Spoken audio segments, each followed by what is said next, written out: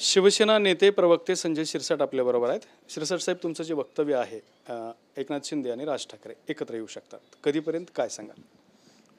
मी हे म्हणलो की काल राज साहेबांची जी एकनाथ शिंदे साहेबांची जी बैठक झाली ती पॉलिटिकल नव्हती। काही प्रश्नावर निश्चित त्यांचा चर्चा झालेली आहे आणि ही 6वी भेट त्यांची झालेली आहे आणि सर्वांचं असं मत आहे की राज साहेबांची त्यांची काही राजकीय चर्चा झाली की काय। माझं असं मत आहे राजकीय चर्चा ही झाली पाहिजे आणि राज ठाकरे सुद्धा या युतीमध्ये आले पाहिजे, जेणेकरून येणारी लोकसभा जी आहे ती लोकसभा आपल्याला चांगल्या ताकदीने राज साहेबांच्या जर तुम्ही जरी आजही सभा पाहिल्या तर त्या लाखोच्या सभा ते सुद्धा घेतात। एक मास लीडर म्हणून त्यांच्याकडे पाहिलं जातं।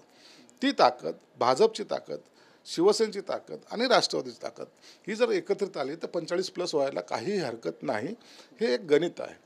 म्हणून माझं असं मत आहे की हे जानेवारीच्या महिन्यामध्येच कदाचित जेव्हा युतीच्या ह्या बोलणी होतील, जागा वाटपाच्या बोलणी होतील, त्यावेळेला ह्या मुद्द्याला प्रामुख्याने सुद्धा काउंट केलं जाईल असा एक माझा एक अंदाज आहे। फेब्रुवारीपर्यंत येऊ शकतात एकत्र। फेब्रुवारीच्या एंडला आचारसंहिता लागायची जे काही चान्सेस आहेत त्यापूर्वीच्या सगळ्या घडामोडी होतील आणि आमच्यासारख्या कार्यकर्त्याची इच्छा की आलं पाहिजे एकत्र।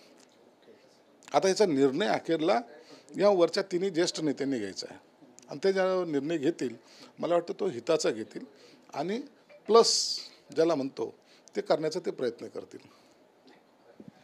तर होते संजय शिरसाट यांनी आपलं मत व्यक्त केलंय की राज ठाकरे आणि एकनाथ शिंदे हे एकत्र आले पाहिजेत, आचारसंहितांपूर्वी ते एकत्र येऊ शकतात असं ही शक्यता त्यांनी वर्तवली आहे। दत्ता कानवटे, TV9 मराठी, छत्रपती संभाजीनगर।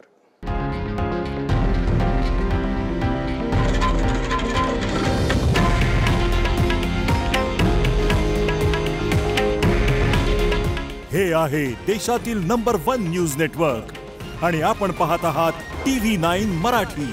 काळजी तुमची, हित महाराष्ट्राचं।